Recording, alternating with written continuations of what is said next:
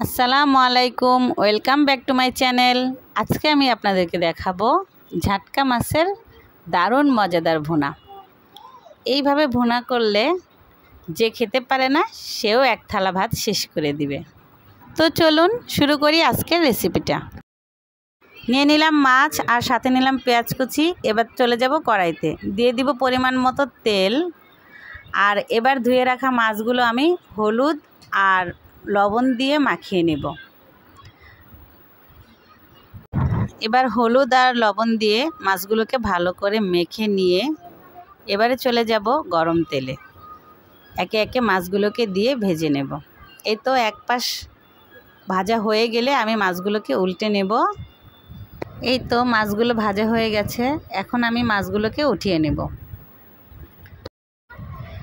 এবার চুলাতে চলে যাচ্ছি। এবার আরেকটি কড়াইতে হাফ কাপ পেঁয়াজ কুচি দিয়ে এখানে আমি পরিমাণ মতো লবণ দিয়ে পেঁয়াজগুলোকে ভেজে নিই। পেঁয়াজগুলো ব্রাউন কালার পর্যন্ত অপেক্ষা করব। এবার ব্রাউন কালার চলে আসার পর দিয়ে দিচ্ছি আদা রসুন বাটা, হলুদ গুঁড়ো, মরিচের গুঁড়ো এবং সামান্য পরিমাণে লবণ দিয়ে নেড়ে চেড়ে এবারে দিয়ে দিব ধনিয়া গুঁড়ো, দিয়ে আবারও একটু কষিয়ে দিয়ে দিব পরিমাণ মতো পানি। এবারে মাছগুলোকে একে একে দিয়ে দিলাম। দেওয়া শেষ হলে এবারে আমি দিয়ে দিব ধনেপাতা কুচি। এই তো দেখুন তৈরি হয়ে গেল আমার মজাদার ঝাটকা মাছের রেসিপি।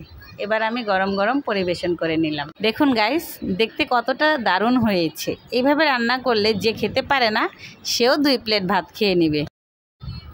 সো গাইস, আজ এ পর্যন্তই।